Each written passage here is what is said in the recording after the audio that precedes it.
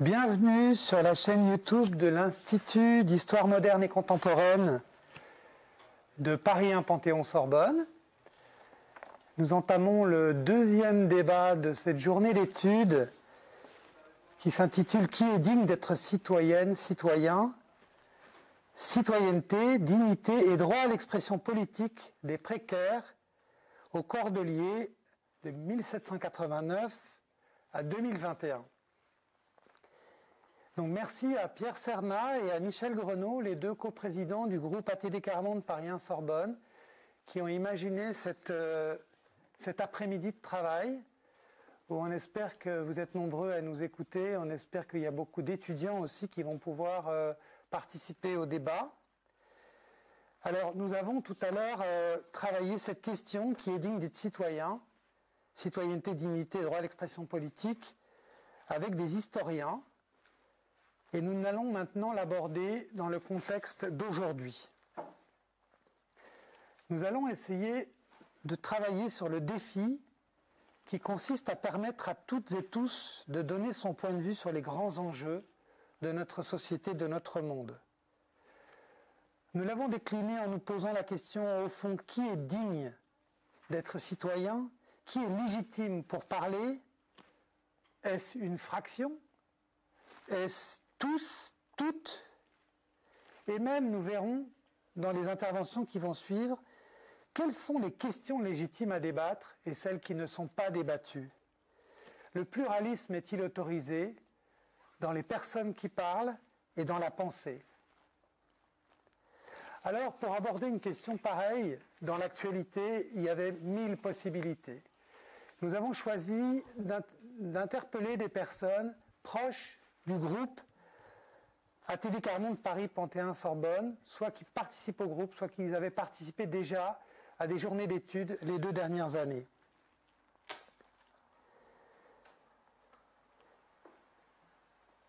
Nous voulons voir des questions qui nous touchent tous. Nous avons choisi des questions qui nous touchent tous et qui sont devant nous et qui nous demandent de voir quels sont les obstacles et les réussites pour que tout le monde puisse donner leur point de vue sur ces grands enjeux qui nous touchent tous.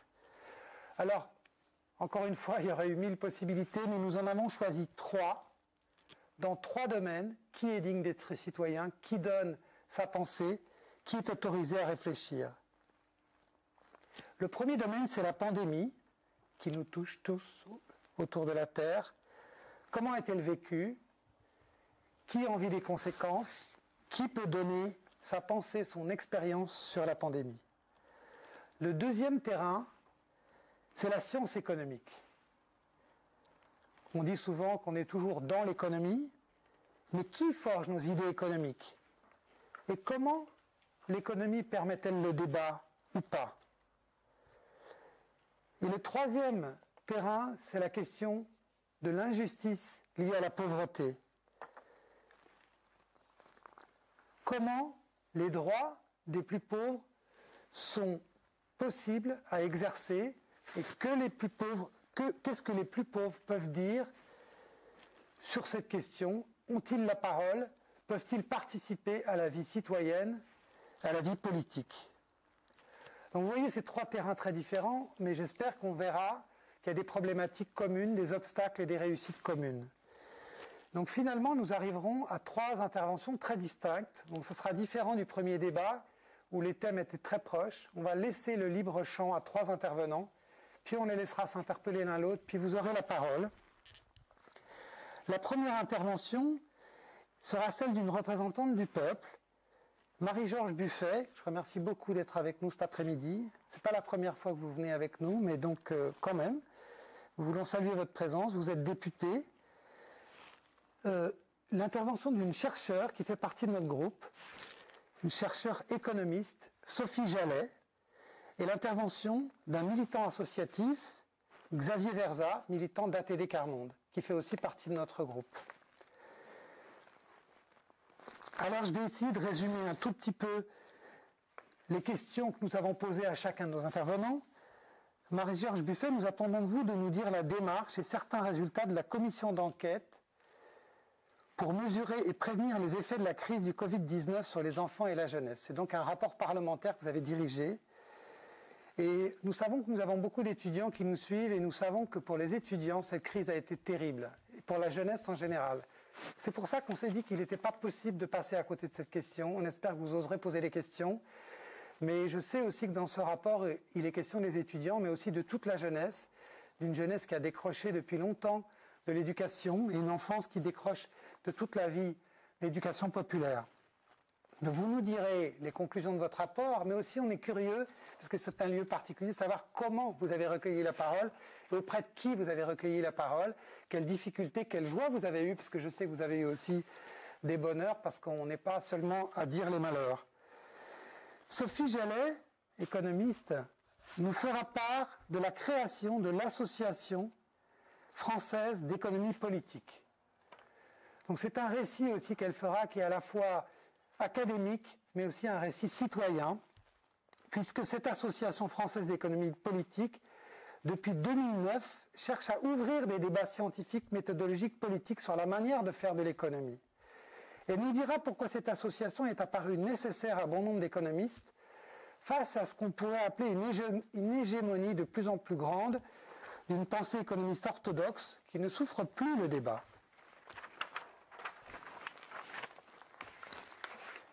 Elle pourra nous dire aussi comment elle tente d'enseigner des hypothèses de la théorie économique orthodoxe et que le simple fait de parler d'hypothèses est de moins en moins accepté. Xavier Verza, mon collègue Xavier Verza, permanent d'ATD Quart Monde, puisque je suis moi-même aussi permanent d'ATD Quart Monde, nous parlera des expériences réussies d'ATD Quart Monde en termes de la participation de ceux dont on pense qu'ils ne s'intéressent pas et ne peuvent pas participer. À la fois des expériences qu'il a lues, qu'il a entendues, mais aussi de sa vie, de son parcours de volontaire permanent d'ATD Quart Monde.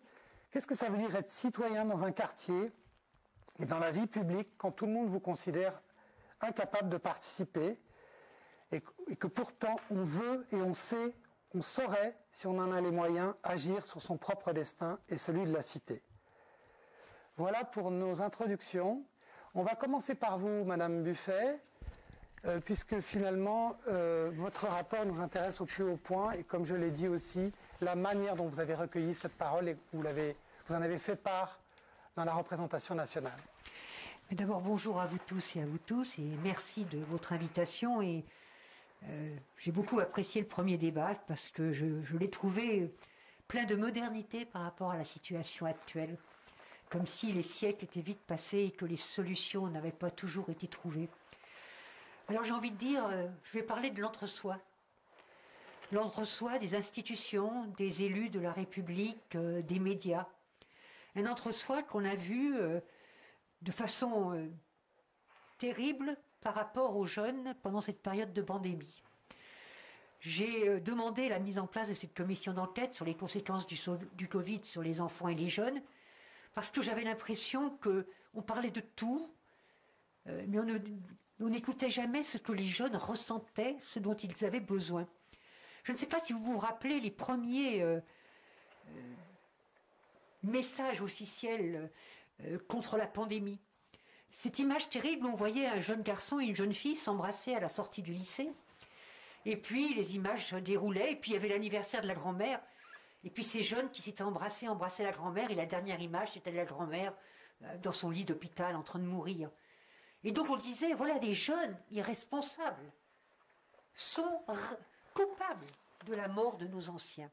Il y a même eu des thèses qui sont venus pour nous expliquer qu'en fait, il y avait presque une guerre entre les jeunes et les anciens, que les jeunes étaient irresponsables.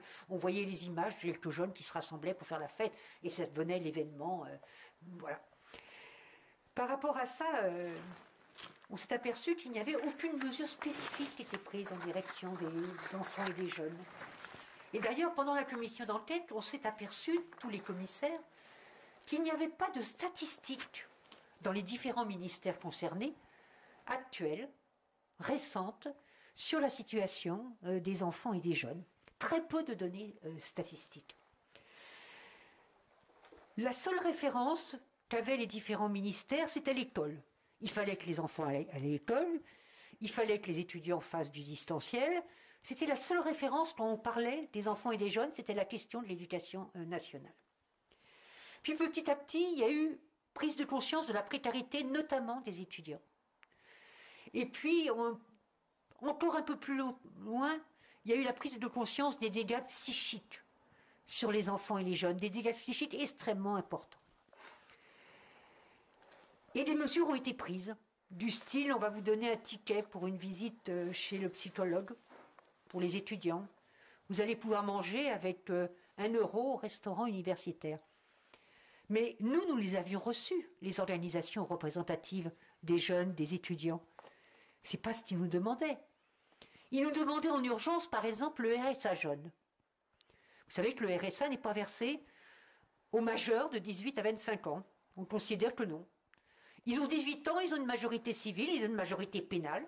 Ils ne sont plus considérés comme des mineurs face à la justice, mais ils ne peuvent pas bénéficier des mêmes droits sociaux que d'autres majeurs parce qu'ils n'ont pas 25 ans. Et on nous expliquait qu'en fin de compte, ces étudiants cherchaient l'assistanat, que si on leur donnait le RSA, ils allaient plonger dans l'assistanat. Mais quand j'entendais les étudiants parler, d'autres jeunes, c'est pas ce qu'ils nous disaient. On disait on veut le RSA là maintenant, pour manger, pour acheter les livres dont on a besoin, pour payer la chambre, etc. Mais nous, ce qu'on veut, c'est pas ça. C'est une allocation étudiante, c'est des revenus étudiants, ils avaient d'autres aspirations. Mais ça, on ne les entendait pas. Voulant aller plus loin, on a été rencontrer des familles logées dans les hôtels de différentes marques par le numéro d'urgence, le 115. Et ça a été un débat très douloureux, mais aussi formidable. Parce que les mamans et les jeunes garçons ou jeunes filles qui étaient là nous parlaient à la fois de leurs difficultés. Il y a des hôtels qui ont coupé les Wi-Fi, il y a des hôtels qui ont enlevé les réchauds électriques, parce que ça coûtait trop cher aux hôtels, même s'ils sont bien payés par l'État. Et ils se sont organisés entre familles. Et ils se sont organisés entre gamins, entre jeunes, pour essayer d'avoir ce distanciel dont on parlait, la continuité pédagogique. Et les familles ont réagi différemment. Certaines ont dit on va le dire aux enseignants. Et les enseignants ont réagi dans la solidarité, etc. Mais d'autres ont dit non, on ne va pas dire que nous sommes logés dans le 115. La honte de ne pas avoir son toit, de ne pas être logé dans le 115. Mais ensuite, nous avons reçu des jeunes qu'on appelle les MNA. Vous savez, on dit le 115, puis on dit les MNA. C'est-à-dire des jeunes qui sont en France, qui sont mineurs non accompagnés, qui sont logés aussi dans ces hôtels. Et c'est vrai que quand on les a eus en face de nous, on pouvait réagir de mauvaise façon, c'est-à-dire se dire, la première chose qu'ils nous ont dit, ils avaient en face d'eux une députée, ils avaient en face d'eux plein de députés, première chose qu'ils nous ont demandé, ces jeunes, vous allez nous donner des papiers, vous allez nous laisser dans l'hôtel. Alors on peut dire, ces jeunes ne font pas de politique, ces jeunes ne s'intéressent pas, ces jeunes... Mais si, je dirais que c'est l'élément essentiel, c'est l'élément de base du débat public, du débat politique, de la responsabilité politique. C'est de satisfaire aux besoins des hommes et des femmes, c'est d'assurer les droits des hommes et des femmes, le droit à l'éducation, le droit à un toit, etc. Et donc ces hommes et ces femmes, ces jeunes qui nous disent ça, en fin de compte, ils sont profondément dans le débat politique. Et c'est nous, je parle des institutions, des élus, qui ne voulons pas prendre leurs attentes comme des choses politiques et qui ne donnons pas à leur attente la force politique nécessaire. Dans le précédent débat, on a beaucoup parlé de rapport de force. Je vais vous prendre un autre exemple, toujours lié à mon activité parlementaire. L'allocation adulte handicapé. On nous dit que c'est une allocation pour que l'adulte handicapé ait une autonomie. Mais ça ne se passe pas comme ça. Parce que si l'adulte handicapé est marié, si son conjoint ou sa conjointe a un revenu qui dépasse un peu trop le SMIC, on lui baisse son allocation. C'est-à-dire on dit à l'adulte handicapé, vous n'avez pas le droit à l'autonomie. Vous dépendez en fait de votre conjoint ou votre conjointe, à lui demander de quoi vivre. Mais Quand cette question, on l'a posée de façon politique, avec une proposition de loi qu'on a défendue au sein de l'hémicycle, d'un seul coup, c'est levé.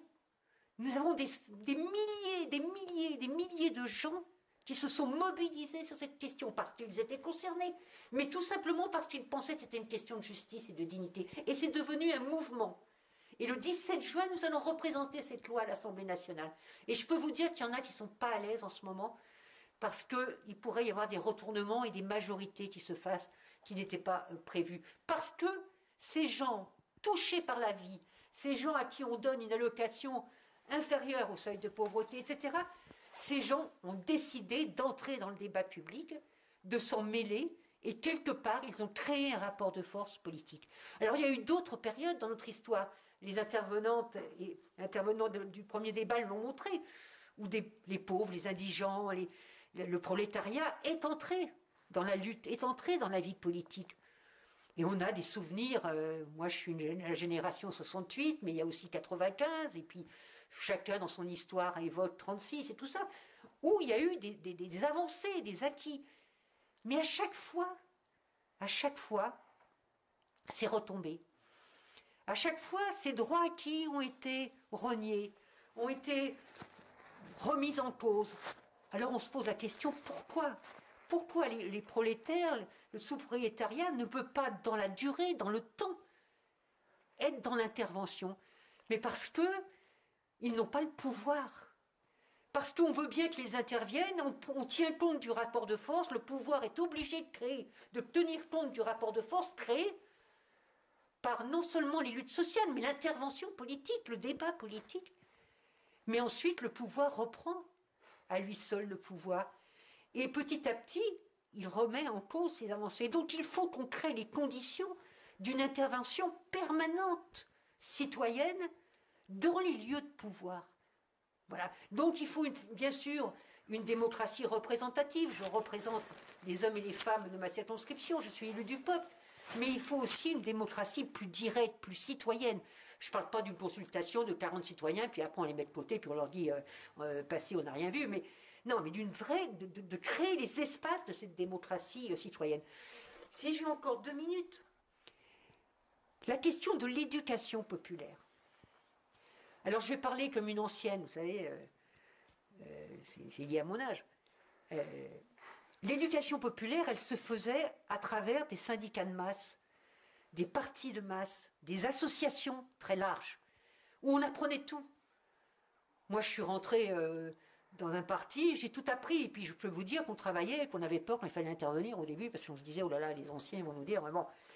On apprenait en matière économique, en matière historique, on apprenait. Bon. Mais on faisait en sorte que ce qu'on avait appris se diffuse. Il y avait les réunions politiques de quartier. Moi, j'étais une enfant Renault, on allait sur les chaînes, il y avait les délégués syndicaux qui étaient aussi des OS, qui étaient aussi... Voilà. À partir du moment où c'est parti, ces syndicats, ces associations se sont affaiblis, et que le patronat a travaillé d'ailleurs à faire en sorte qu'il n'y ait plus de grands lieux où sont regroupés des salariés, et a beaucoup filialisé, a beaucoup délocalisé, etc., cette culture populaire, cette culture de la chose publique, c'est moins diffusé. Donc je pense qu'il y a à regagner aussi, à travers le monde associatif, syndical et politique, ce partage de la culture de la chose publique. Alors voilà, en disant cela, je n'ai pas dit grand-chose, mais ce que je veux dire, c'est qu'il y a beaucoup d'hommes et de femmes qui, dans ce pays, font de la politique. Le 1er juin, là, dans quelques jours, les expulsions locatives vont reprendre. Là, des enfants scolarisés vont d'un seul coup perdre leur repère, être mis dans un hôtel peut-être à 1 heure, à 2 heures de leur école. Bon. Face à cela, est-ce qu'on est capable de lever un rapport de force? Ou est-ce qu'il y aura des interventions? Bon. Mais est-ce que ça passera comme une chose banale? On a fait une pause 1 année parce qu'il y avait la pandémie, puis on recommence à créer des sans-toits. Ou est-ce qu'on arrive à faire en sorte d'alerter l'opinion? Voilà, et je terminerai sur une attaque un peu virulente, mais que je veux faire, c'est l'entre-soi des médias. Depuis 1 an qu'on vit cette pandémie, J'attends un reportage dans une famille qui ne vivrait pas à Paris, qui ne serait pas partie de Paris pour aller dans sa maison secondaire faire du télétravail, qui tout simplement vivrait dans un appartement, dans une cité, en banlieue, et qui pourrait aussi parler de comment eux, ils vivent la pandémie. Il n'y a rien de cela. Nous sommes dans l'entre-soi. Et quand toute la journée dans les médias, vous ne voyez que les autres, c'est difficile pour vous de prendre la parole, puisque vous avez l'impression que la parole, elle est aux autres. Moi, c'est pour ça que je hurle toujours quand les journalistes parlent des hommes politiques, parce que je me dis que les filles qui regardent se disent c'est vrai que la politique, c'est une affaire de garçons. Mais c'est vrai plus généralement. Donc, ce qui intéresse les journalistes en ce moment, c'est de savoir est-ce qu'il va y avoir un départ massif des Parisiens vers la campagne pour créer de nouvelles machins, faire de la culture bio, etc. Mais ça, c'est une minorité infime de la population. Mais l'entre-soi met un bandeau aux autres. Merci beaucoup, beaucoup. J'ai beaucoup aimé que vous disiez que certaines familles ne voulaient même pas dire qu'ils étaient à l'hôtel. On a énormément d'exemples comme ça, et donc il y a un mot en anglais, pardonnez-moi, mais qui dit to silence people. C'est comme si on silence des gens. Alors évidemment, ça n'existe pas en français, mais ça veut dire réduire au silence. Et tous ces événements dont vous parlez, où par exemple le journal Le Monde disait 5 milliards de confinés, mais ça, le confinement en Centrafrique, en Algérie, ça n'a aucun sens, bien sûr que non. Bien sûr que non, des pays ont annoncé qu'ils se confinaient parce qu'ils étaient obligés de se conformer, mais la réalité était autre. Alors, de plus en plus, des gens se disent, moi, je ne dois pas être dans le même monde que les autres, donc il vaut mieux que je me taise.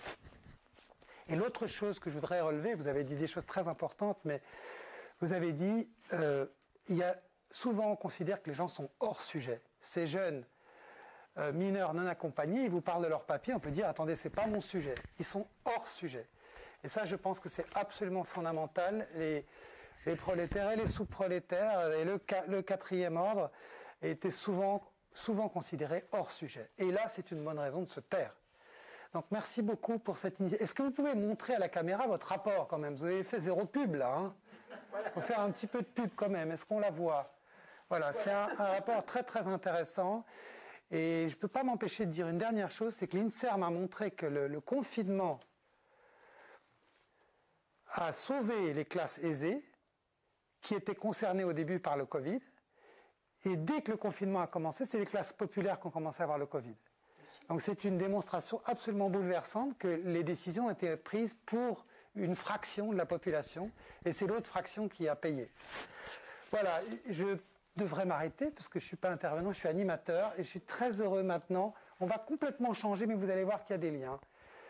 Donc, Sophie Jallet est économiste, et elle fait partie de notre groupe, et plusieurs fois elle nous a fait part de préoccupations sur la possibilité de débattre en économie, et donc tu as titré ton papier qui est digne d'être économiste à l'université.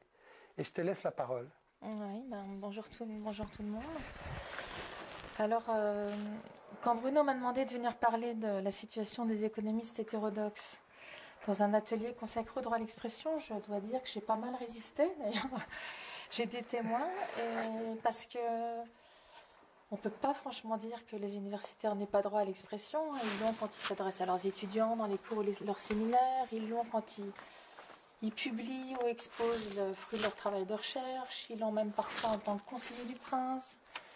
Ils l'ont quand ils parlent dans les médias. Enfin voilà quoi. Et pourtant, effectivement, certains universitaires ont plus le droit de s'exprimer que d'autres, et en particulier en économie.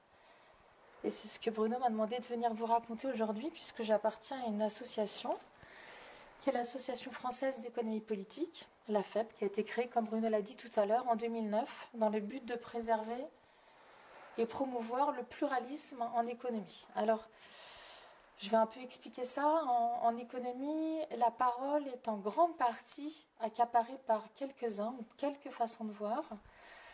Donc, grosso modo, du côté de la théorie, ceux qu'on voit au chapitre font partie d'un courant qu'on appelle le courant néoclassique, j'en reparlerai un petit peu. Et du côté empirique, ceux qui ont le droit d'exister font soit de l'économétrie, soit de l'économie expérimentale, soit des expérimentations en laboratoire ou en milieu réel, comme les travaux d'Esther Duflo. Tous les autres courants théoriques sont en voie de disparition, donc le marxisme, les néo-autrichiens, les post-keynésiens, les régulationnistes, les conventionnalistes, les socio-économistes, et j'en passe. Et toutes les autres méthodes empiriques, donc certaines méthodes d'analyse des données, les enquêtes de terrain, etc., sont décriées. Et quand je dis décriées, c'est leur faire beaucoup d'honneur, parce qu'en fait, elles sont tout simplement ignorées. Pour les économistes dominants au mainstream, les personnes qui travaillent dans ces autres cadres théoriques ou avec ces autres méthodes empiriques, en fait, ne sont pas dignes d'être économistes, du moins à l'université. Voilà. Alors, c'est pour ça que l'économie à l'université est devenue de plus en plus monocolore et de moins en moins pluraliste. Alors, ce phénomène, il n'est absolument pas propre à la France, j'en reparlerai. On est même un peu à la traîne, comme souvent. Voilà, enfin, il me semble. Et il se produit dans le monde entier. Donc, je parlerai de ça tout à l'heure. Il a des conséquences sur l'état et l'évolution de notre discipline. Mais il a aussi des conséquences, ce phénomène, dans le monde, sur le monde dans lequel on vit. Et je vais commencer par là, en donnant deux exemples. Le premier exemple, c'est l'exemple de l'assurance chômage et de la réforme de l'assurance chômage. Alors, pour un théoricien néoclassique, je schématise, un théoricien néoclassique, il met au cœur de l'analyse les individus et ce que préfèrent les individus. La théorie néoclassique, elle est fondée sur le comportement d'individus qui maximisent leur satisfaction. Ils vont là où leur intérêt les incite à aller.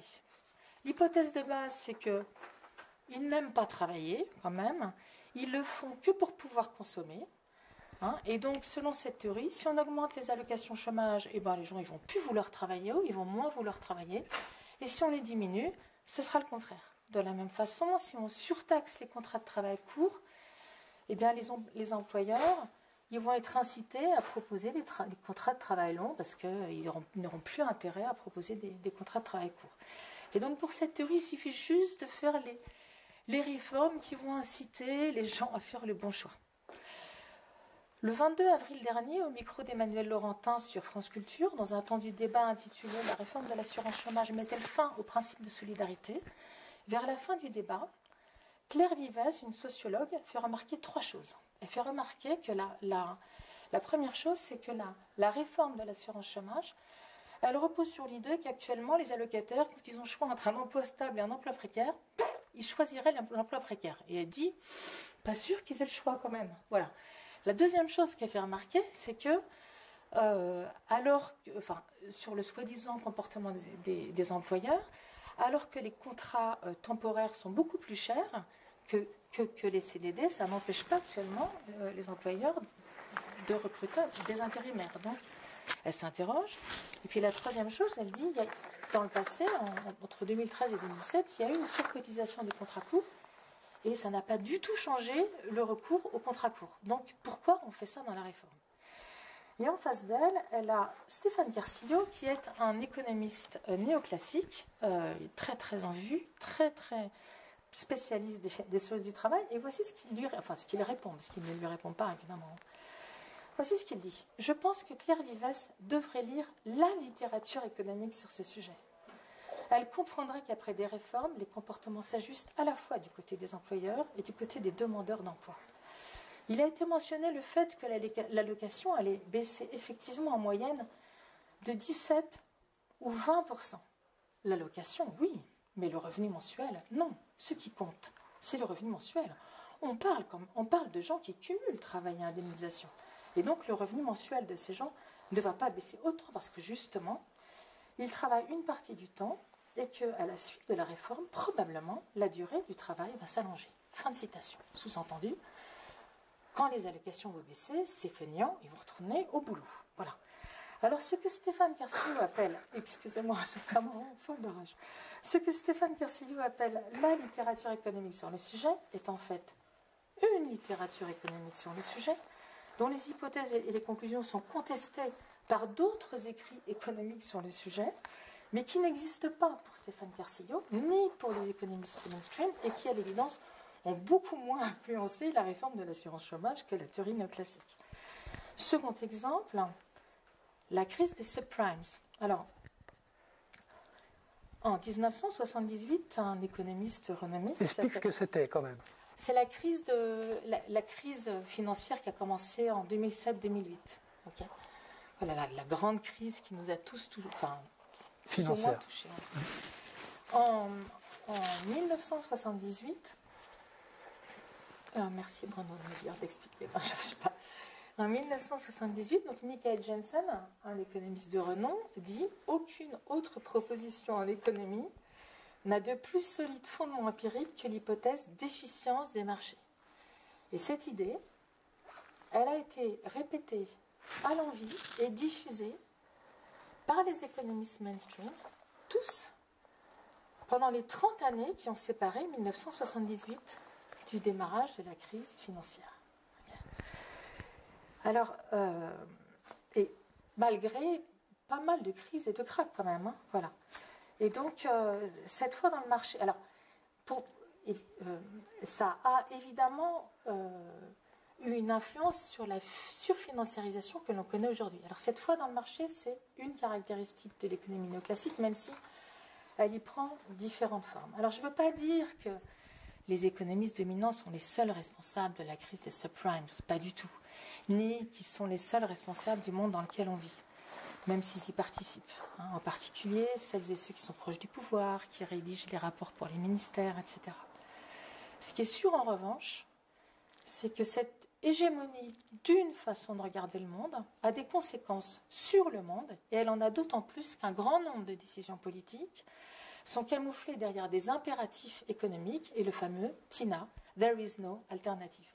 Or, en français, ça veut dire quoi? Il n'y a aucune alternative. Or, il y a des alternatives. Il en existe déjà pas mal et j'espère que d'autres seront inventées.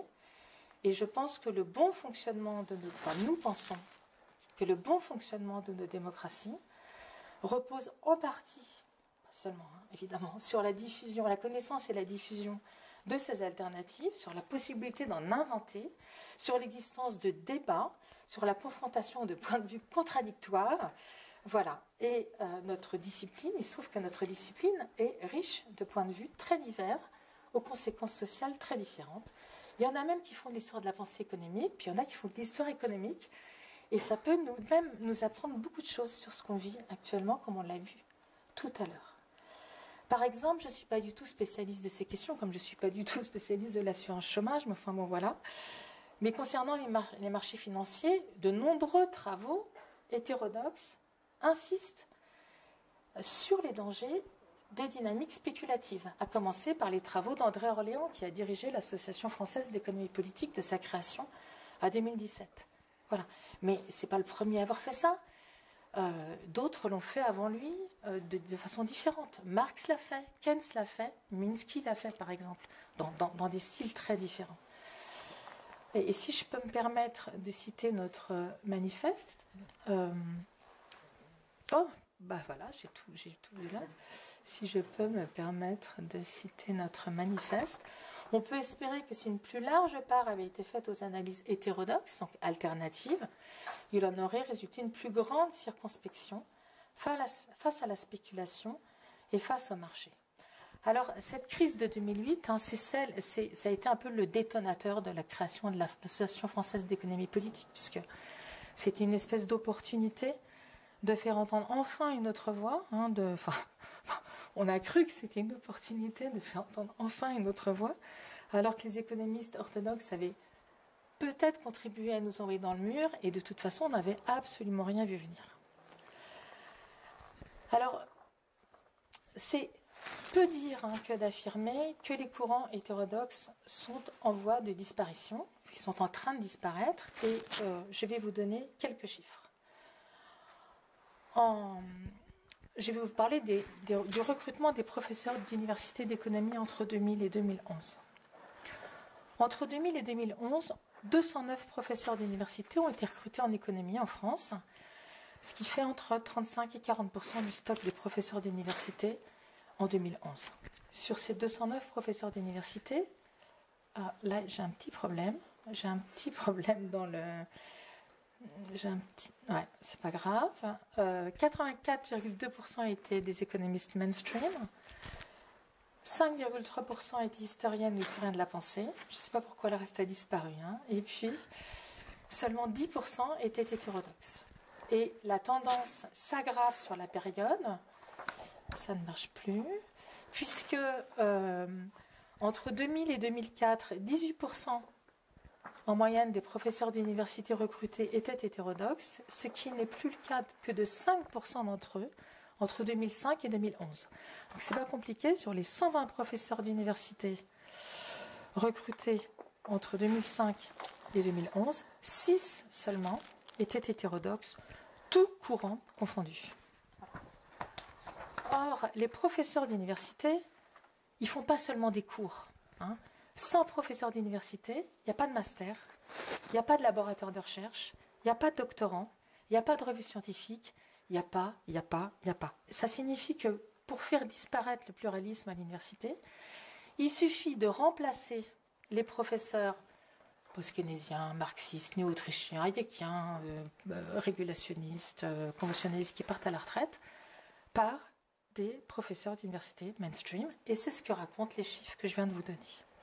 Et bien évidemment, hein, quand ça se passe comme ça, les programmes changent aussi. C'est-à-dire les cours, la liste des cours auxquels assistent les étudiants et les étudiantes inscrits en économie, eh bien ils changent puisque ce sont les enseignants-chercheurs en place qui font les programmes. Les programmes, ils ne sont pas... Voilà. Attention à l'heure. Oui. Ah non, mais là, Tu l'as regardé, là? Alors, on n'en est pas arrivé là du jour... On n'en est pas arrivé là du jour au lendemain.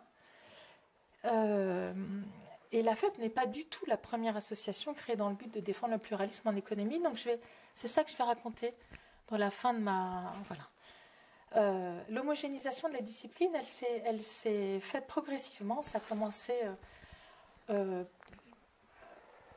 au sortir de la Seconde Guerre mondiale, hein, et de sorte qu'à la fin des années 80, l'économie néoclassique avait une position de quasi-monopole partout.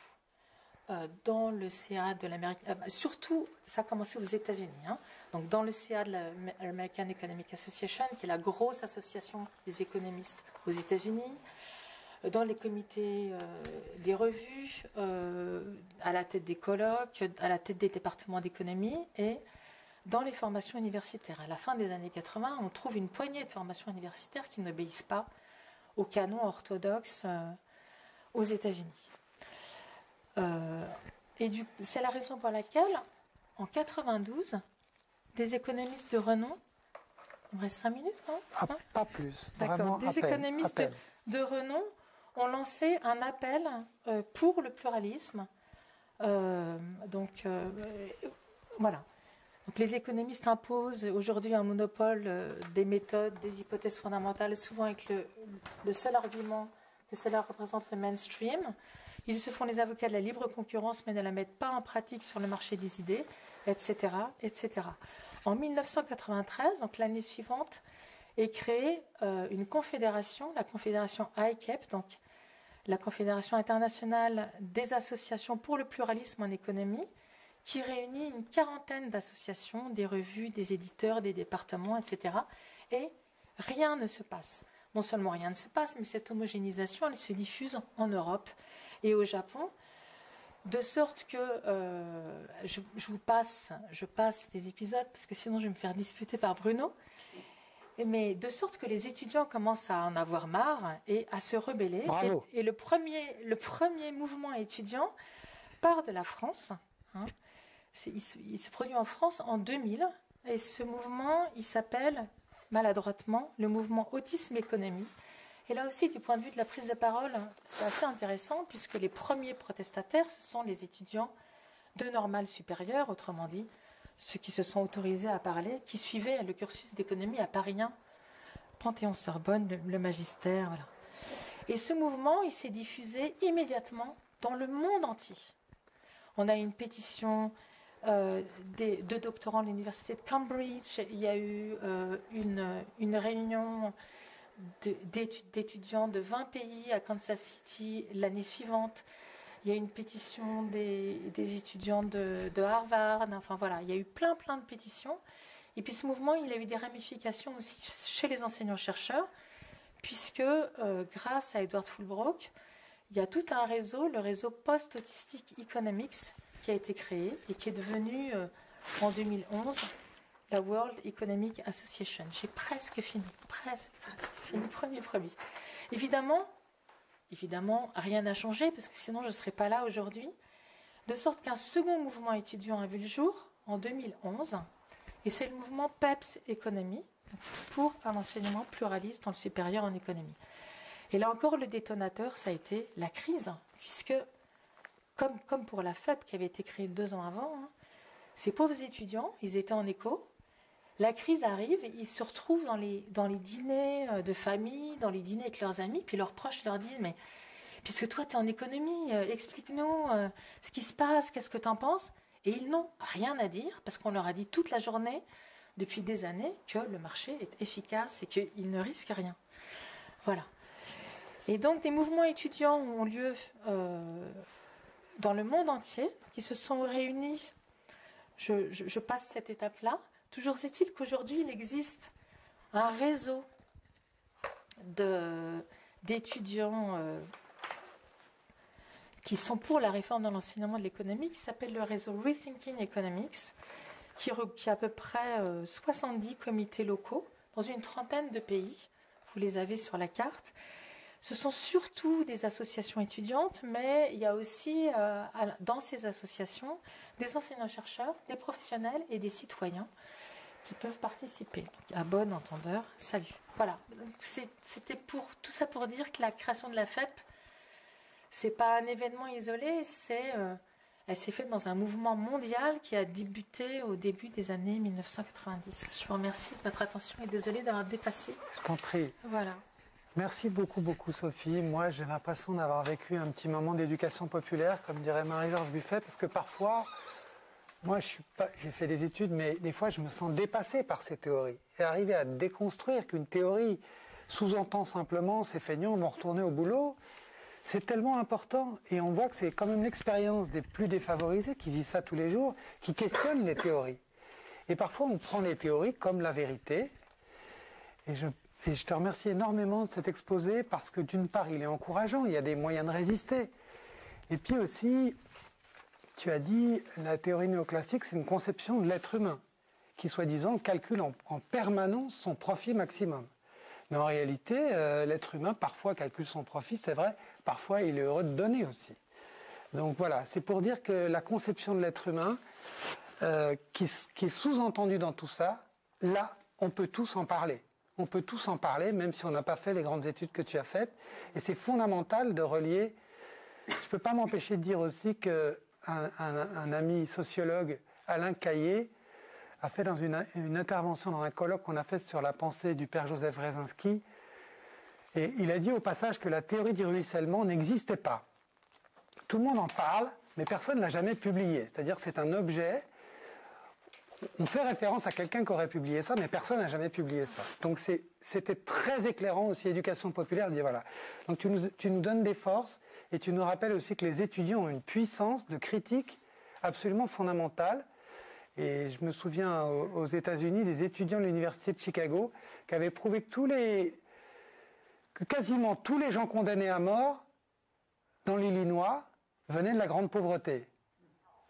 Ils ont dit il y a quand même un truc là. Et du coup, l'Illinois était très embêté de cette étude et a fini par abolir la peine de mort dans l'Illinois. Un groupe d'étudiants très déterminés. Donc pour ceux qui nous écoutent, on vous attend, parce que nous on a beaucoup lutté, mais on est fatigués. Non, c'est pas vrai. C'est pas vrai. Alors, tu as beaucoup lutté, Xavier aussi, et donc tu as lutté dans ATD Quart Monde, et tu vas nous dire aussi des choses encourageantes sur le fait que, contrairement à ce qu'on croit, et Marie-Georges Buffet l'a dit, les gens très pauvres réussissent des participations, veulent participer, mais ça demande l'engagement d'autres, ça demande des expériences, et ça demande une rigueur pour que leurs gestes deviennent politiques. Je te laisse la parole après cette introduction. Merci beaucoup Bruno.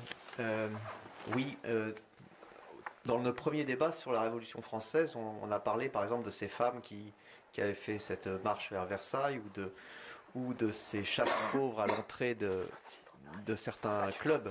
On a parlé des obstacles directs à l'expression politique, à la participation. Mais c'est vrai que j'ai eu la chance dans ces 30 ans d'engagement avec ATD Quart Monde et à travers les publications du mouvement de découvrir un obstacle que dans toutes mes études j'avais jamais entendu. C'est l'obstacle intérieur, c'est-à-dire être digne d'être citoyen. Comment on fait quand tout au long de votre parcours scolaire, et je pense à une femme que j'ai connue en Suisse, on vous a dit, toi, t'es bonne qu'aller au cul des vaches, et encore, il ne faut pas qu'il y en ait trop. Il y a un espèce d'enfermement intérieur, de honte, dont vous avez parlé, Madame Buffet, qui s'installe. Et que la première chose pour changer ça, et je viendrai dans un exemple d'un projet dans un quartier populaire, comment c'est possible, la première chose, c'est qu'il faut se rencontrer. Il faut se rencontrer pour créer une situation où la personne qu'on a en face de soi ne va pas vous dire au bout d'un moment, comme cette femme de Genève, mais ça vous ennuie pas de parler avec moi? Et c'est exactement la même chose que dit par exemple Nelly Schenker dans un livre passionnant, une longue attente, toujours une femme de Suisse qui a fait tout un parcours puisqu'elle a pris beaucoup de responsabilités dans notre mouvement, a été dans l'équipe nationale d'ATD Quart Monde Suisse. Mais sa première rencontre, c'est confrontée à la menace de placement de ses enfants. Elle ose prendre son téléphone et se renseigner quelle est cette association dont sa cousine lui a parlé. Et elle note, mais ce jour-là, un monsieur me rappelle, il vient vers moi et il m'écoute jusqu'à la fin. À aucun moment il ne me dit oui mais. Non, il m'écoute. C'était extraordinaire. Voilà. Et ça, que ça soit au Canada, en Suisse, à l'île de la Réunion, j'ai retrouvé cette même réalité. La première chose, c'est quand on a vraiment vécu la honte, l'exclusion depuis l'enfance, ou de façon significative que ça a entamé profondément votre regard sur vous-même, ça crée un énorme obstacle. Et du coup, j'en viens à la façon dont ça peut tout à fait changer. Je vais surtout me concentrer sur un exemple, qui est un projet qu'ATD Quart Monde a conduit à Lille, dans le quartier de Fives, entre 2008 et 2018. C'est un projet de promotion familiale et sociale qui naît d'un accord, d'un partenariat avec la ville de Lille, avec la commune de Lille, avec les autorités aussi, enfin les allocations familiales, la caisse d'allocations familiales, d'autres partenaires, la fédération des centres sociaux. Je ne les connais pas tous, mais d'une volonté de dire, bah oui, il faut qu'on continue à avancer dans nos quartiers pour que la participation soit réelle et elle rejoigne tout le monde. Et dans ce projet, qui se déroule sur donc une dizaine d'années, avec la fin du projet qui est surtout sur ce qu'ils appellent l'essaimage, c'est-à-dire comment des secteurs en dehors de Fives, qui est une ville de 20 000 habitants, un quartier de 20 000 habitants, mais touche d'autres circonscriptions, d'autres territoires de la région. Il y a plusieurs étapes dans ce parcours. Et la première étape, ça a été que des volontaires permanents se sont installés dans le quartier, ont été vivre dans le quartier. Leurs enfants sont allés dans les écoles du quartier. Alors, ça, c'est pas. Il y a d'autres façons d'agir efficacement dans un quartier qui ne passent pas forcément par ce seul moyen-là, mais il est extrêmement important. Mais ils ont participé aux événements du quartier. Ils ont été attendre leurs enfants à la sortie de l'école. Et par des liens qu'ils ont comme ça créés, ils ont établi des relations durables, quels que soient les changements dans l'équipe, qui n'a pas été la même pendant les 10 années, avec quelques familles en grande précarité. Pas 10 000, hein, une dizaine, et puis d'autres autour, parce que les gens, ils font connaître les gens qui connaissent. Mais ça a été extrêmement important, et ça a été le fil conducteur de toute cette action. Il existe une très intéressante évaluation de ce projet, dont le lien figurera dans le commentaire de la vidéo après le débat, et qui permet de voir le développement de ce projet qui, à toutes les étapes, crée une réflexion commune entre des personnes très défavorisées, les institutions, et puis les autres publics de la ville et du quartier. Et je relèverai que, par exemple, ça passe par des festivals des arts et des savoirs, des moments festifs où on met à contribution les parents, leur savoir, leurs expériences, pour oser montrer comment on fait un coussin, comment on cuit une pâtisserie, comment on parle de son pays, comment on aide les enfants à participer à un jeu. Ça passe par les petits mots de l'école. Je trouvais ça génial, c'est que ils ont abordé des parents qui attendaient leurs enfants à la sortie de l'école, à partir des questions qui se posaient à ce moment-là. Tiens, qu'est-ce que vous aimeriez qu'il y ait comme sortie? Et puis on note ça sur des post-it et on les rassemble. Et ça figure après dans l'école.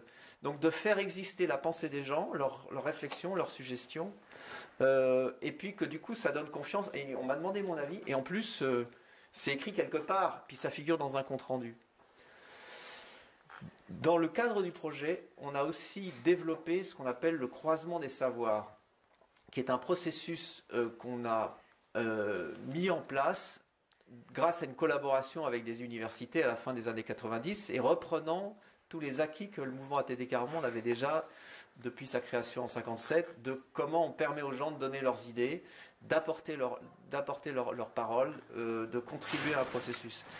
Et en gros, un des aspects très essentiels de ça, et qui je trouve est tout à fait d'actualité aujourd'hui, c'est de permettre un espace protégé où d'abord je vais oser parler. Parce que si on a toujours été rabaissé, vécu, mis de côté, ben on ne croit pas qu'on a quelque chose d'intéressant à dire, on a peur que ça vous retombe dessus, on a peur qu'on va se moquer de vous à cause de ce que vous dites. Donc c'est ce qu'on appelle des groupes de pairs. Voilà, un endroit où je vais pouvoir me saisir d'une question, oser dire je comprends tout simplement pas la question.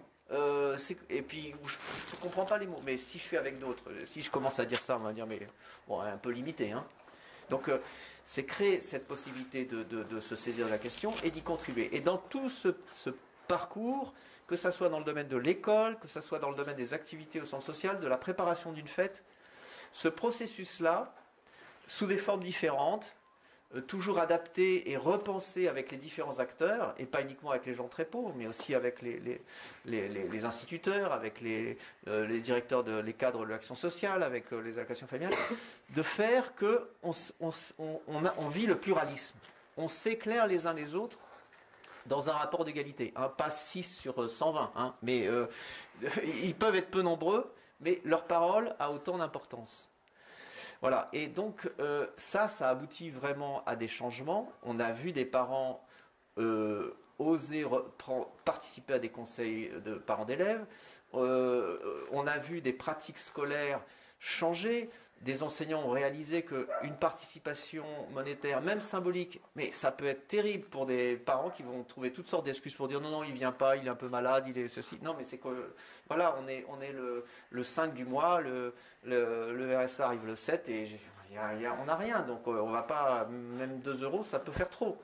Donc, mais aussi comment on crée d'autres pratiques, et ils se sont beaucoup appuyés aussi sur les enfants, pour oser parler des difficultés qu'on a, faire une boîte à idées, et puis surtout mettre un totem dans les classes, pour se rappeler des choses qu'on a fait ensemble, de la fête qu'on a fait ensemble, et de décorer ce totem, et de rendre d'avoir des objets physiques qui rappellent qu'on est capable de faire autrement.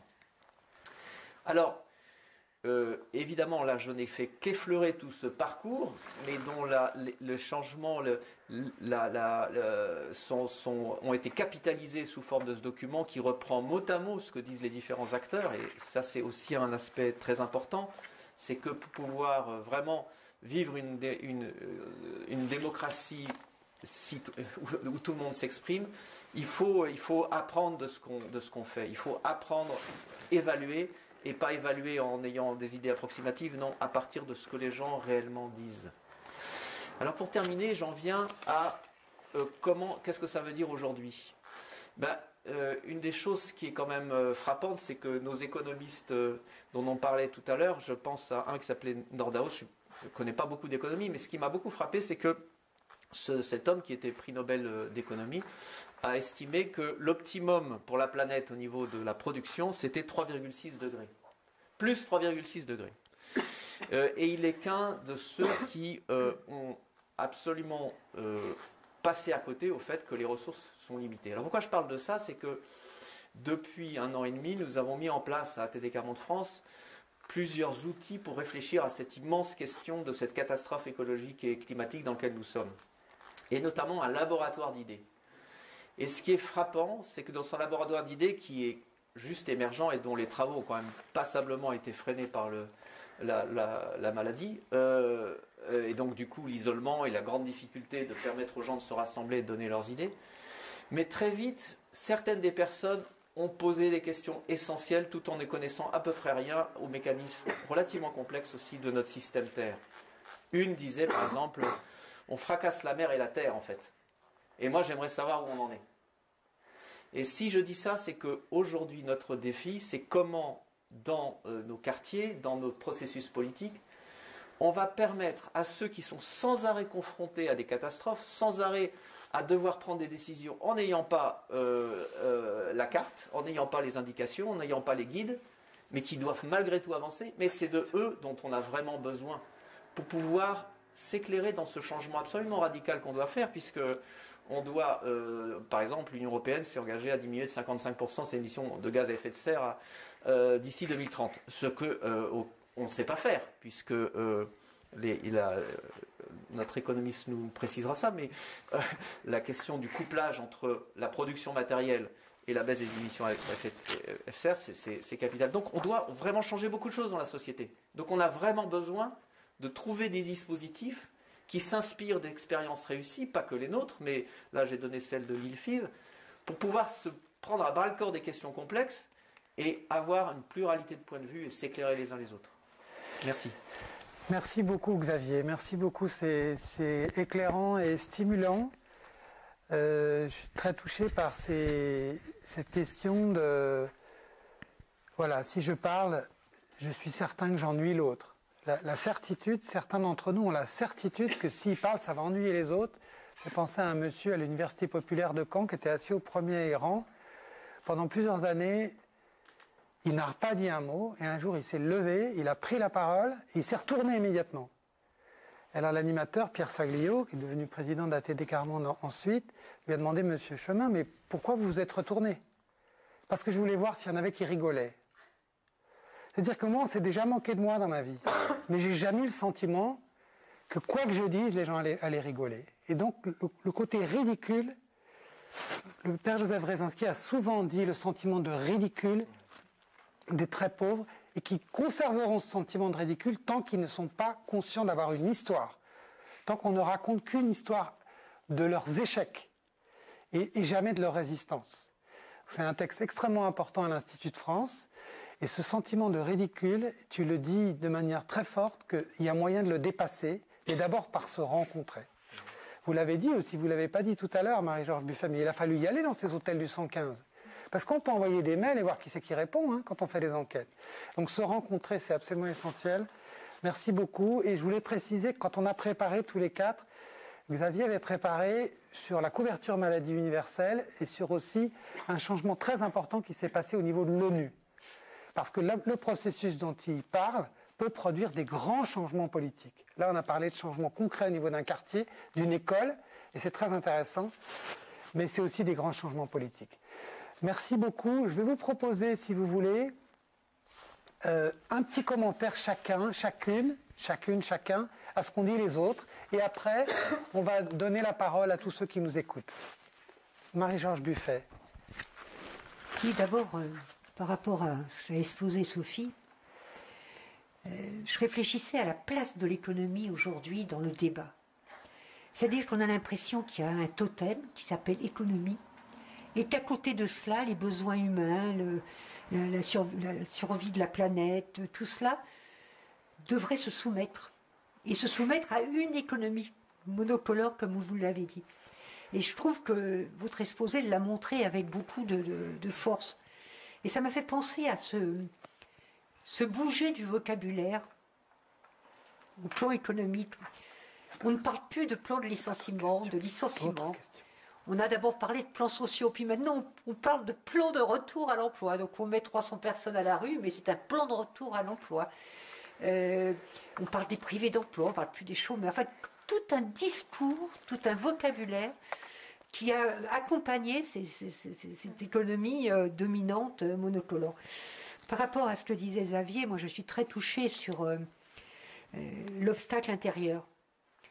Quand je reçois des personnes à ma permanence, souvent ils me disent merci. Je leur dis, mais ne me dites pas merci parce que je ne suis pas du tout sûre de régler le problème, je ne sais pas du tout comment je vais...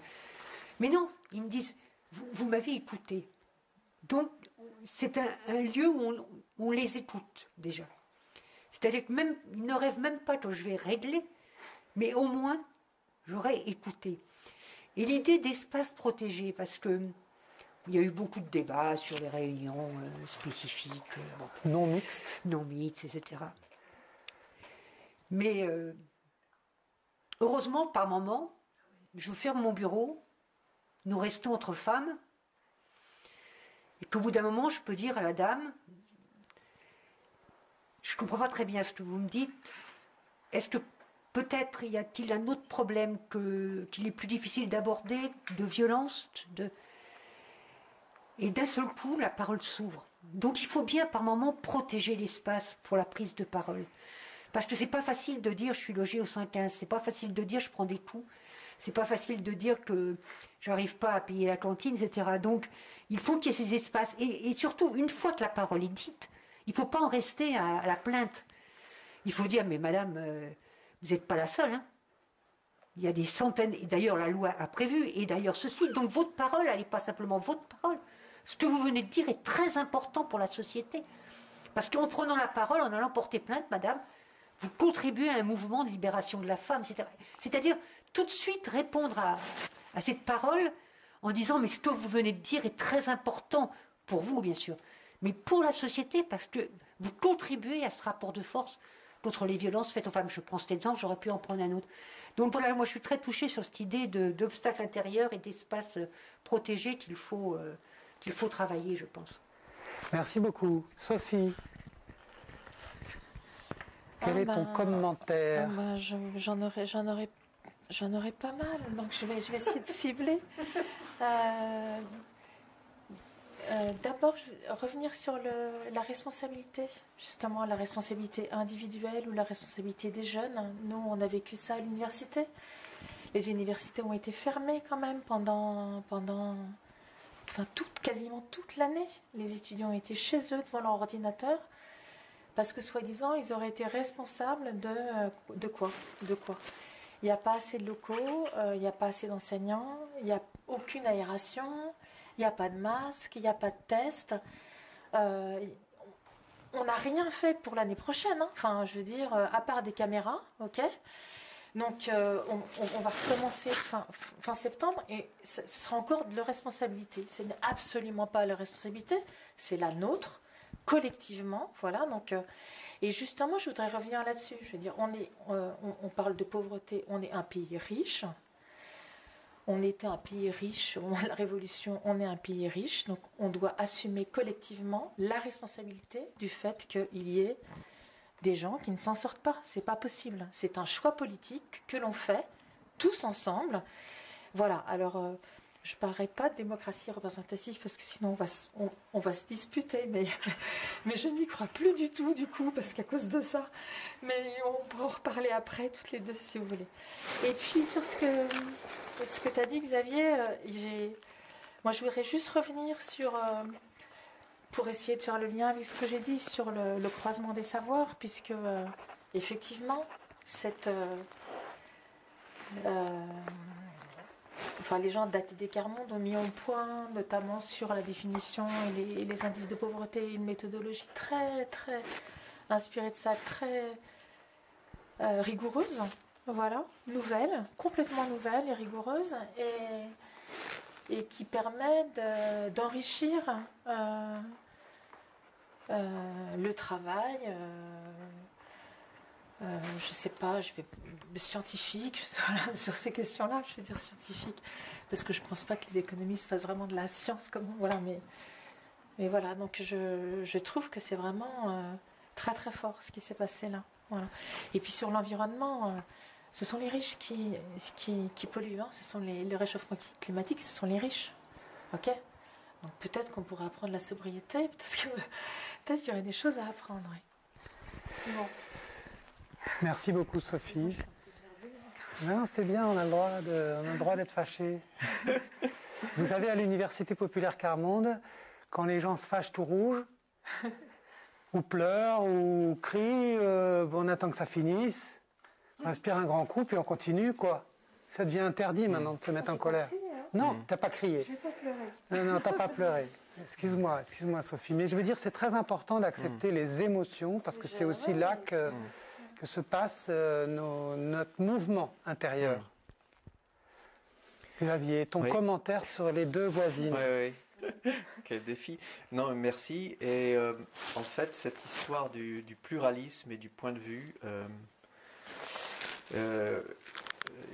ça me touche parce que c'est les débuts de... Moi, ce qui m'a scotché, c'est que je suis arrivé dans ce mouvement et je découvrais une réalité. On parlait d'une réalité et je regardais les livres des sociologues, des économistes et je trouvais rien de ça. Où je voyais des notes en bas de page qui le dégommaient, qui disaient ça vaut pas grand-chose ce truc-là.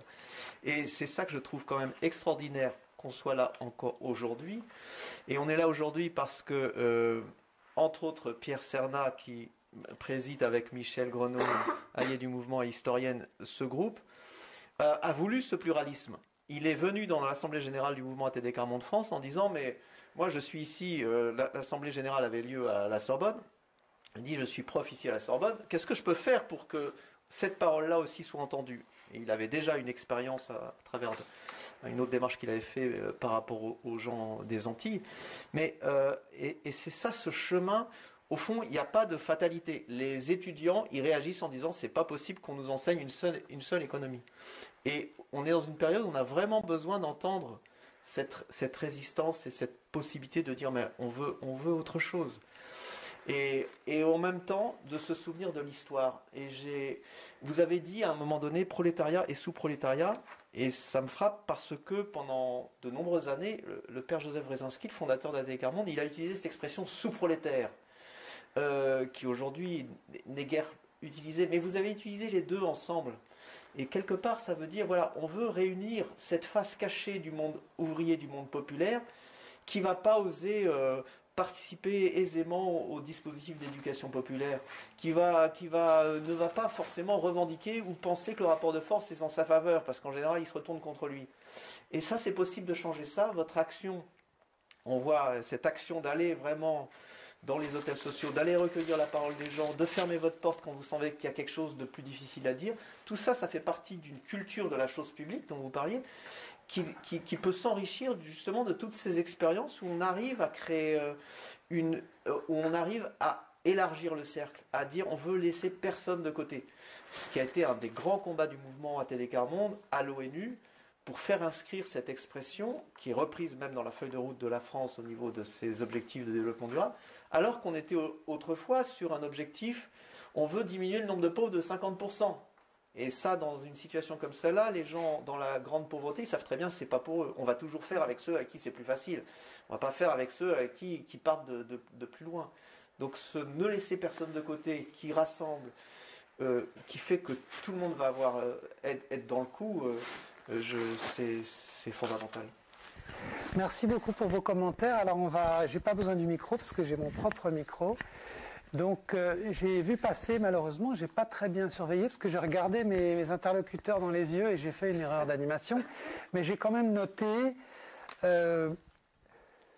une question pour vous, Madame Buffet. Pour savoir si vous habitez toujours parmi les habitants de votre commune.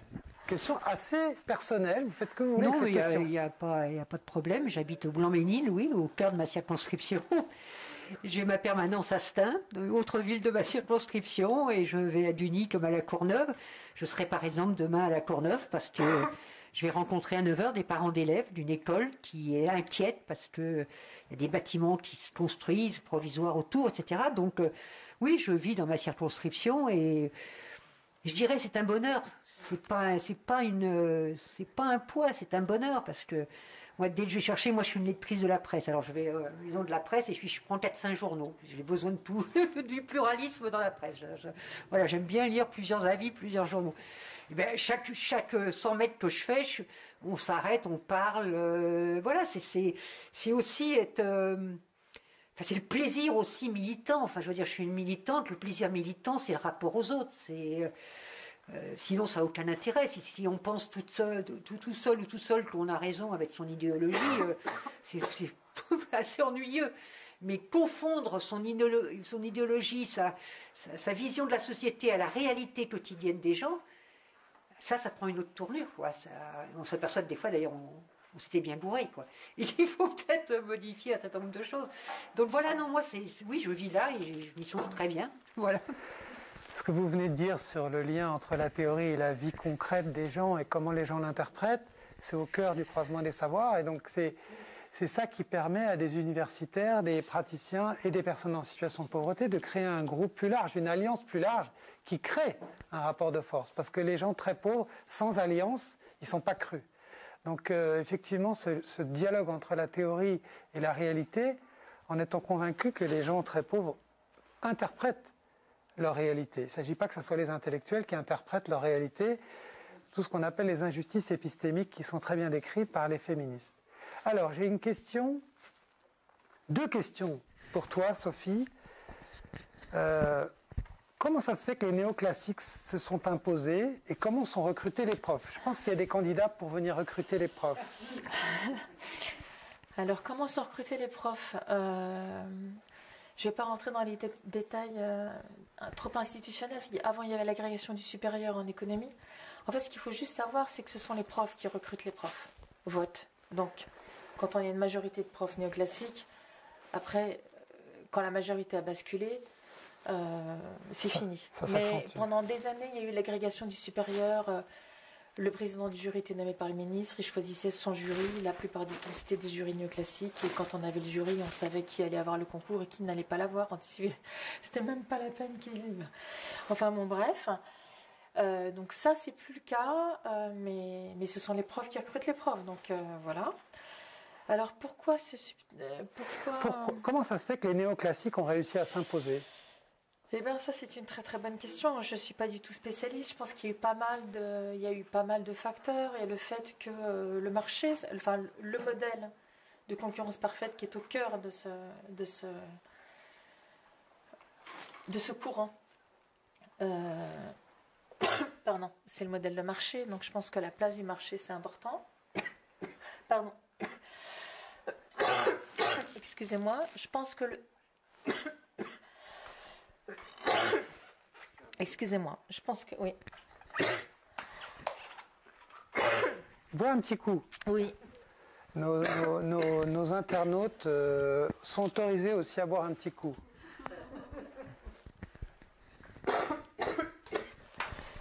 Non, tu vas pas y arriver pour le moment. On va te laisser respirer un peu, hein, parce que là, il y a une question tout à l'heure qui m'était adressée. Bon, je me suis pas présenté. Donc peut-être que c'est l'occasion. Rapidement, on me demandait, mais vous, Bruno Tardieu, qu'est-ce que vous faites pour les personnes en difficulté?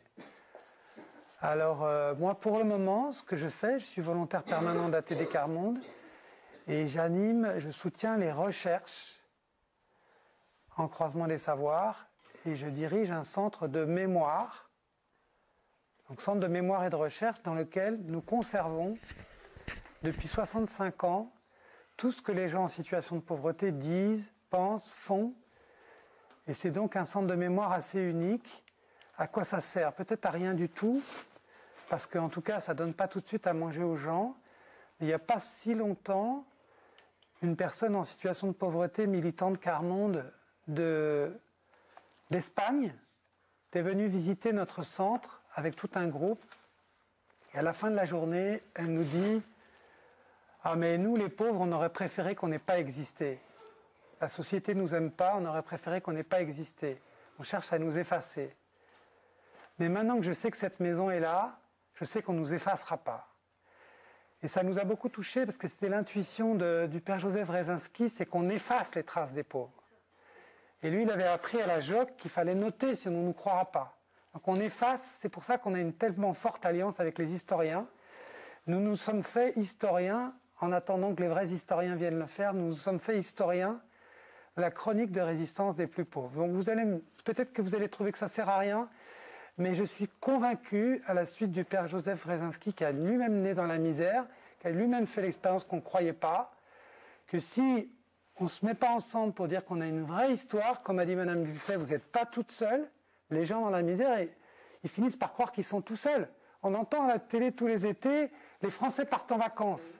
Mais les 40% de Français qui ne partent pas en vacances, ils disent quoi? Je ne sais pas, je ne dois pas être français, ou je ferais mieux de me taire, je dois être tout seul dans mon cas. Je dois être un cas social. Vous voyez? Voilà. Donc le cas social, c'est le début du silence. Donc réunir les traces des résistances, des paroles, des souffrances, aussi des coups de génie, des œuvres d'art que font les gens très pauvres partout dans le monde, ça c'est mon boulot. Et je suis persuadé que ça aide. Mais bon, ça me regarde. Après, il y avait une question. Tu veux reprendre, Sophie? Parce qu'il y en a eu plusieurs pour toi. Hein. On a bien fait de t'inviter. Hein. Prédominance à l'économie libérale, n'est-il pas possible de créer des contre-pouvoirs, des journaux pour publier les résultats des travaux, trouver des alliés dans la société? Oui, alors déjà, je vais essayer de terminer la réponse à la question d'avant. Je pense que du côté de l'homogénéisation, il y a des travaux qui montrent que les économistes ont eu un problème de légitimité. Il y avait le pluralisme, à un moment, ça posait un problème de légitimité. Tout le monde pouvait dire n'importe quoi. Donc, ils ont eu besoin de faire corps. J'ai lu récemment un article d'une jeune historienne de la pensée là-dessus. Mais je pense que les deux principales raisons, mais encore une fois, il faudrait vérifier parce que je ne suis pas spécialiste de ces questions, c'est la raison idéologique, le marché au cœur de l'histoire. Et puis aussi le fait que ce soit un modèle des théories très formalisées. Et donc, dans ce désir de faire science, le fait que ce soit des modèles mathématisés, ça a pas mal joué aussi. Voilà. Donc ça, c'était... Mais je ne suis pas spécialiste, donc Comme disait Alain Suppiot, on rêve depuis toujours de la machine à gouverner où le calcul remplacerait le discernement et le débat. Donc, et puis quand même, on peut quand même dire que ça arrangeait certains, cette économie-là, non? Je veux dire, les gens qui ont le pouvoir économique, ça les arrange, cette affaire. Bien sûr, ça légitime un tas de choses. Voilà. Hein. Oui, non, mais bien sûr. Quand on vous dit que... Donc le Carmonde embauche des économistes. Les plus pauvres ont besoin d'économistes pour regarder le monde avec eux. Ah oui, les économistes. Parce que là, les économistes regardent le monde du point de vue des plus riches. Pourquoi pas? Mais il faut du pluralisme des points de vue.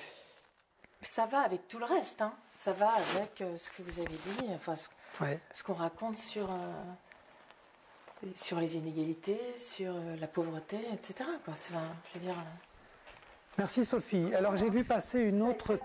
Pardon Sophie. J'ai vu passer une autre question qui est bien difficile et donc je pense qu'elle va être pour toi, Xavier. Pourquoi il y a encore des associations comme les Restaurants du Cœur? Pourquoi il y a encore tant d'associations pour lutter contre la misère, y compris ATD? Donc trouvez-vous normal qu'il y ait toujours des ONG comme les Restos du Cœur et autres, y compris ATD? Donc j'entends, mais qu'entends-tu et comment répondrais-tu? J'entends une indignation qui a encore besoin de soupe populaire, etc. Oui. Je pense, y compris ATD. Oui, c'est sûr que on ne peut être qu'indigné de voir des gens devoir faire la queue, des étudiants, des gens d'autres milieux, pour avoir de la nourriture. Et donc c'est pas tant les associations que ce qui motive la mise en place de ces services qui sont essentiels. Mais dans mon propre quartier à Montreuil, j'ai vu combien ces associations étaient à la fois nécessaires, rejoignaient quelque chose que portaient les gens. Et je pense à un homme où cet enfermement intérieur, il est tellement fort qu'aujourd'hui, il ne sort plus de chez lui. Je l'ai connu dehors, faisant même du bénévolat pour l'association Les Petits Frères des Pauvres. Ça fait 1 an et demi pratiquement qu'il n'est pas sorti de chez lui.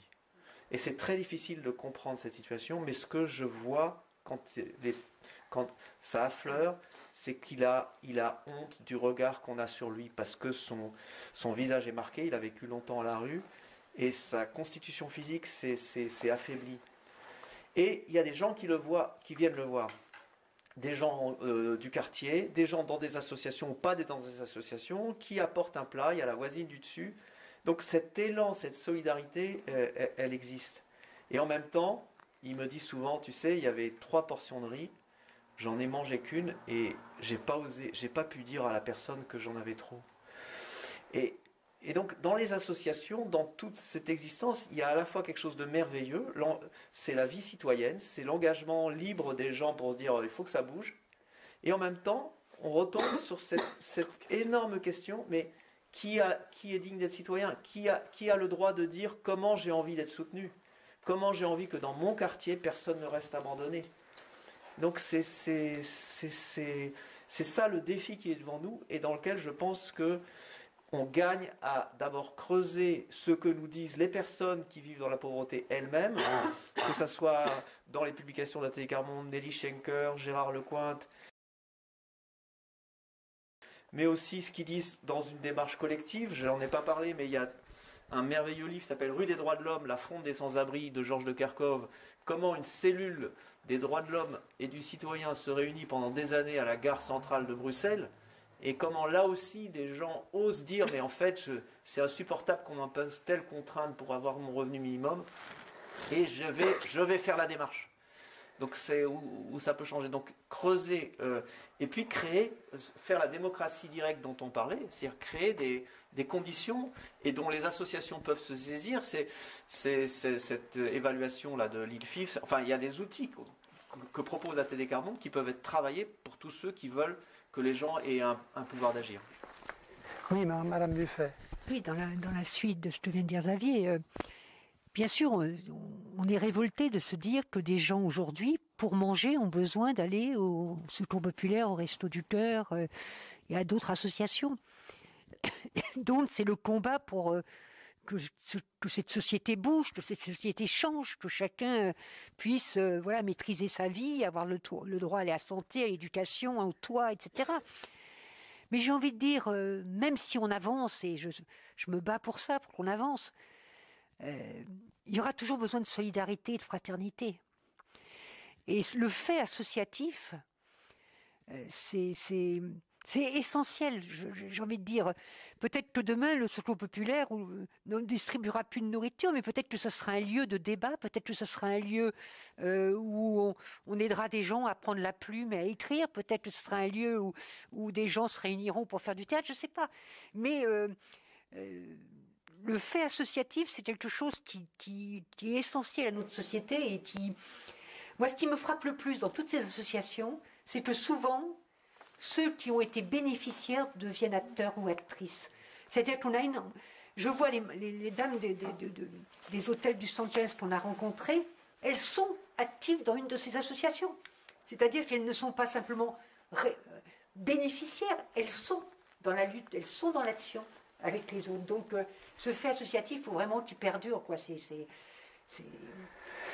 une des sources du lien social et de la fraternité. C'est sur nos mairies, il faut que ça soit aussi un peu dans la vie. C'était une des... Excusez-nous, on parle souvent de notre fondateur, mais d'abord, il est passé complètement en dessous des radars de l'université, donc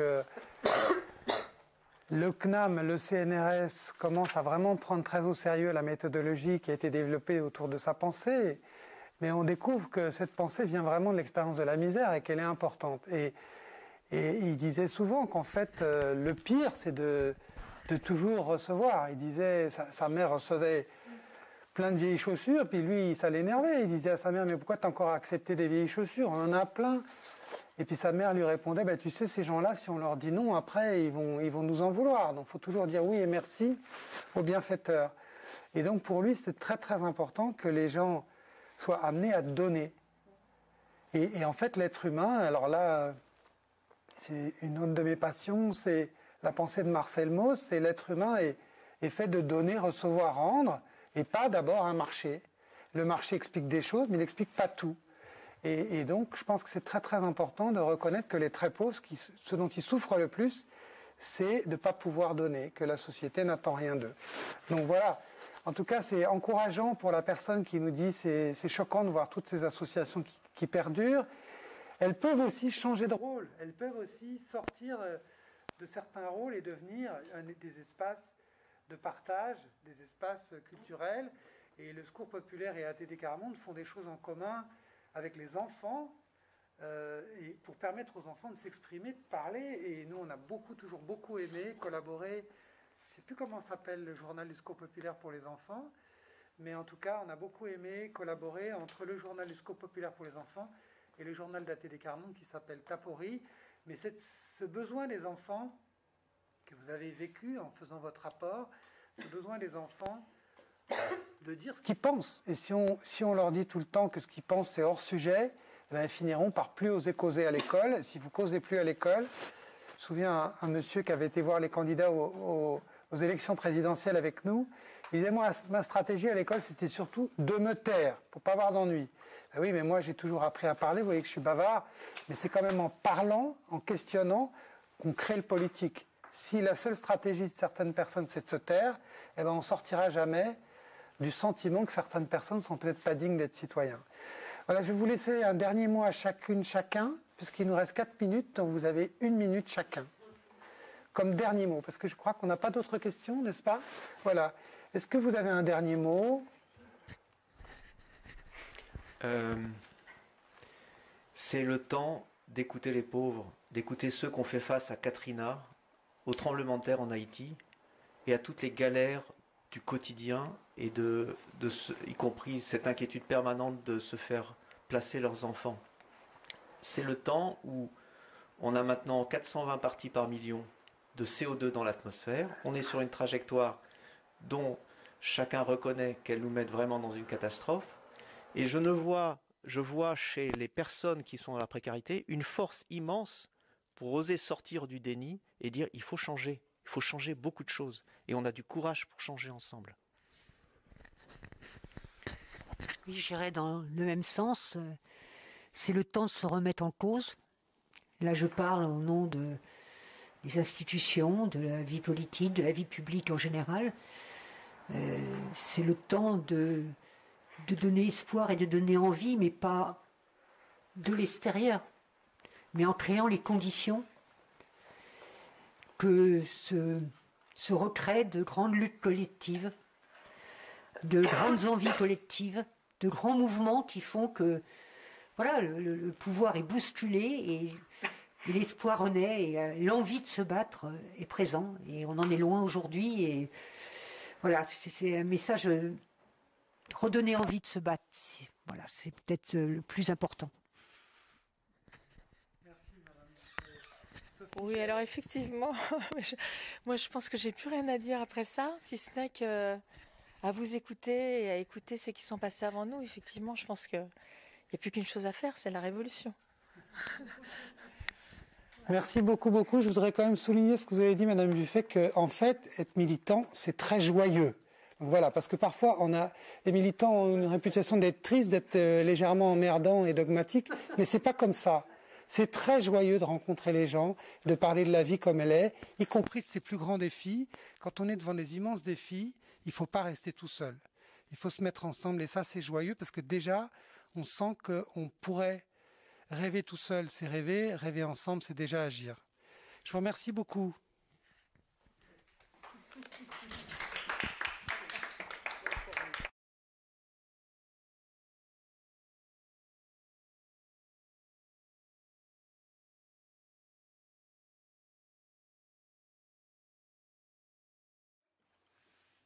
On a perdu nos amis internautes ou bien on les a retrouvés?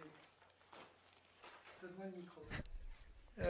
En fait, vous savez que ce qui a provoqué la journée, c'est la réflexion autour du 4e ordre Et donc le premier débat a fait largement place à ce fait historique que pendant la Révolution française, des personnes se sont opposées au fait que les plus pauvres seraient exclus des assemblées de base et ont cherché comment ils pourraient être pris en compte dans les États généraux et dans la suite. Et donc ce terme de quatrième ordre, c'est celui qui a forgé aussi le terme de quart-monde. Et donc comme on est dans la maison de l'ATD Quart-monde aujourd'hui, je voulais signaler que donc on s'inscrit dans un très long combat, mais qu'il n'y a aucune raison de se décourager parce que les vrais combats de civilisation prennent du temps. Je vous remercie. Merci. C'est bon ?